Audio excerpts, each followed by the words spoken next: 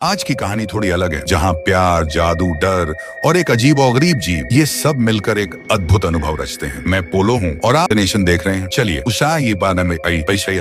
आज की कहानी शुरू करते हैं। जब दोनों को समझ नहीं आ रहा था कि क्या करें, तो जिनिया ने पानी पी लिया और तुरंत उसके भाई कैसर को एक उपाय सूझा। उन्हें समझ आ गया उसके पेट में पल रहा ऑक्टोपस असल में एक जलीय राक्षस था, और अगर उसे 300 साल तक पानी न मिले या अगर जिनिया के शरीर से सारा पानी निकाल दिया जाए तो यह राक्षस मर जाएगा। समय कम होता जा रहा था, इसलिए कैसर उसे भूत प्रेमी रफी के आलीशान विला में ले गया। रफी एक जादूगर था और उसने तुरंत जादू करना शुरू कर दिया। कुछ ही मिनटों में जिनिया के शरीर का सारा पानी एक विशाल पानी की टंकी में स्थानांतरित हो गया। अचानक पूरा विला हिल गया और तभी जिनिया बेहोश होकर जमीन पर गिर पड़ी। सबकी आंखों के सामने उसके पेट से एक विशाल ऑक्टोपस निकला। उसकी जीभ भी सामान्य हो गई, लेकिन सवाल बना रहा यह ऑक्टोपस उसके शरीर में कैसे आया। 2 साल पहले हैलोवीन था। उस समय अविवाहित जिनिया सचमुच चाहती थी कि उसके जीवन में एक आदर्श प्रेमी आए, इसीलिए वह एक जादुई अनुष्ठान की मदद से अपने सपनों के राजकुमार को बनाना चाहती थी। लेकिन नतीजा बिल्कुल अप्रत्याशित था। उस रात उसने जादू से एक गुड़िया बनाई। अगले दिन गुड़िया अचानक बड़ी हो गई। हालांकि उसने इस पर ध्यान नहीं दिया। कक्षा में एक नया छात्र आया, उसका नाम शुओ था। शिक्षक ने शुओ को जिनिया के बगल में बैठाया और पहली नजर में ही जिनिया को उससे प्यार हो गया। दोनों के बीच जल्द ही एक रिश्ता बन गया। एक दिन रात का खाना खाने के बाद शुओ